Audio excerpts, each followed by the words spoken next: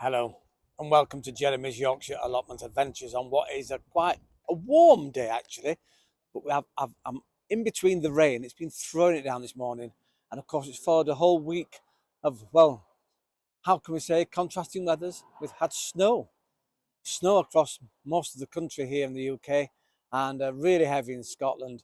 Well, we hope and it's still there, I believe, but we will get through it. It's the first, of course, of the snow. If you've got anything outside, please cover it up with your fleeces, and fingers crossed it will survive the snowy weathers. Well, as I say, it's quite warm here. It is a little windy, so I'm going to pop into the little greenhouse because, well, we're going to look at something one of our viewers sent in, Sheila. And Sheila, you've tried many times to send these videos and they've never turned up. So we're going to have a look at what Sheila suggests that we do on your allotment, in your backyard, wherever you're growing. You may be able to use some of her ideas next season. So welcome once again to Jeremy's Yorkshire Allotment Adventures. Sit back, relax, as you know the drill, put your feet up, have a cuppa, and well, I hope you're nice and warm inside, of which I'll be going to shortly.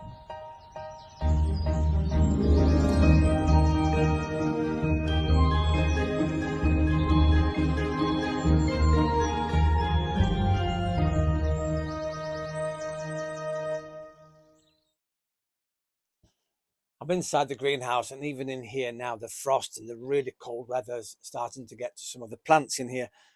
Now, unfortunately, this week I've had a little visitor in here, and they've dug a little hole, and here's a photograph to prove it. It looks like one of those rats that we get here, but we are on an open allotments, and well, there's lots of things, as you know, in the open countryside. We've got the allotments behind us here. Some of them do have chickens on, and well, of course, it attracts obviously lots and lots of different wildlife. However, I don't think they've taken much except my carrots. So the carrots that were on the floor, there's one or two survived. Why they've gone for the carrots, interesting, isn't it?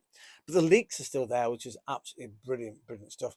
On top here, my carrots are doing not too badly in the tub next to me. My tarragon is starting to turn now. Unfortunately, my carrots behind, carrots? What am I on about? These are tomatoes. The tomatoes behind here are now, well, because of the cold, they've gone a little damp, and they've actually, well, gone over. They've turned over. They've gone too extra soft. But it's just been nice having them. And what beautiful colours. And my lovely peppers here, I think they've finally given up the ghost too. I better get those off. They're going a little bit soft, which is what we don't want here.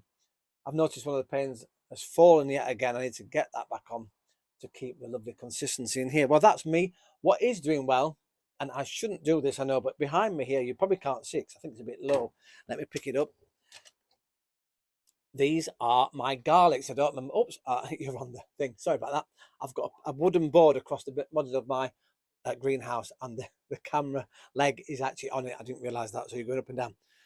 I better be careful here because it's about to break, but these are the garlics. Now, I don't want to touch them, but every single one of these has decided to start growing. It's lovely. Actually, this one here is pushing itself out of the soil, so I'm just going to recover that, which means it's beautiful. In fact, this one's out of the soil.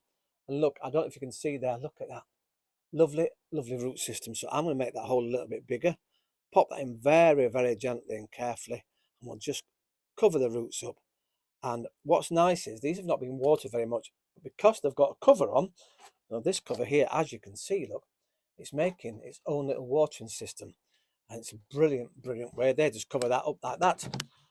And it self-waters. Isn't that fantastic? Because of the humidity inside of here.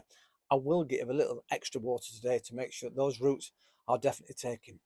But look at that. We're going to have some lovely garlic next year. A really good idea to start them off in something like a greenhouse, a cold frame. I know we can use that too. Right. Let's go to Sheila, shall we? Now, Sheila sent me a couple of videos over time. Unfortunately, she's been having problems with her email system, and they've not actually come through fully, so I've not been able to use them. So we have a couple of videos. The first one, what Sheila's done is she's made a contraption that hangs from the side of her greenhouse, a little pole system. And then onto that, she's put, well, shall we show the video? Here we go. Up at the top here, you'll see I've got some copper pipe, and all I do is hang some milk bottles from their handles on there, fill them up with some compost and put in perhaps some cut and come again lettuce. That's what I do during the summer. Well, what a great idea, Sheila, to use your old milk bottle cartons, cut them out, fill them with soil, and stick some everlasting, or not everlasting, of course, but cut and grow lettuce. You could put all sorts probably in there. In fact, I could probably put some of this garlic in here that I've got. So a brilliant, brilliant idea. Now, Sheila, you were talking about potatoes too, and I think I've recovered this video. Here's actually, I think these are pictures rather than anything. You suggest if we know any plumbers around that are doing a house development or something like that, the big, massive plastic water butts that they have in a lot of the lofts to supply the cold water into the system. Well, if they're free, get those. Some may have holes in the bottom already. If they've got massive holes, obviously fill those ones up and then put some little drainage holes in the bottom. And well, you can fill it with soil and stick your potatoes in that. And as you know, with bags, start at the bottom and keep filling up, and then you'll get some lovely, lovely potatoes out of those. So another great idea. And again, part of the out for note section. You probably get given for free. And isn't that a wonderful use of something that actually may be thrown away straight onto the tip? So a brilliant idea. Massive, great big water butts. In fact, you could probably use them as a water butt as well on your allotment if you wanted to. A great use of something that's been used before and maybe say be thrown away. Finally, you have your own heating system. Now this I find absolutely fascinating. I've never seen it done this way before, but you think it actually works. And this is more for the summer months when you're trying to keep the temperature at the night time the same level in your greenhouse. In fact, it possibly would work in winter. I'll stop talking. Let's go over to Sheila, and actually we can hear Sheila talking in this one. Here we go. My insulation heating system for the winter. As you can see, I've got some metal foil stuff like you get on the radiators. I had a scrap, so it's behind.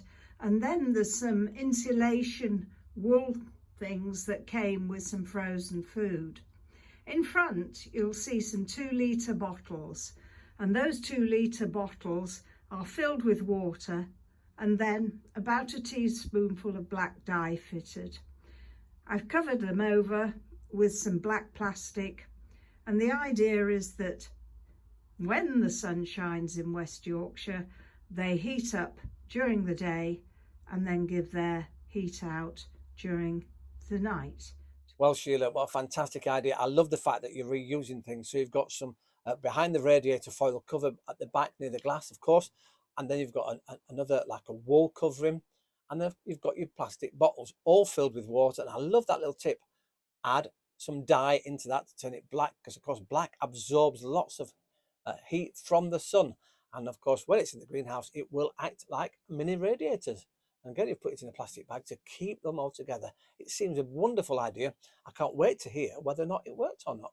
I look forward to that, and whether or not anybody else has some similar ideas. We've talked about it before, haven't we? Having big buckets. There is a system. A chap did a talk of a system once. Say on a table like mine here behind me. You put the bucket right up here and paint it black so it absorbs all the water, and then that can become your own drip irrigation system into your greenhouse itself. I think I've got a little leak in my greenhouse, and I need to work out where that is because it's quite wet around here for some reason. Anyway, it's great to be back. Obviously, things are really slowing down here on the allotment, but it's really nice to continue growing. Keep the garlic going in. As I say, it's really good on a windowsill, anything like that. These are brilliant, these really long, thin trays for the windowsill. And I'll see you next time here on Jeremy's Yorkshire Allotment Adventures. And then once again, a big thank you to Sheila for your comments. Ta-ra for now.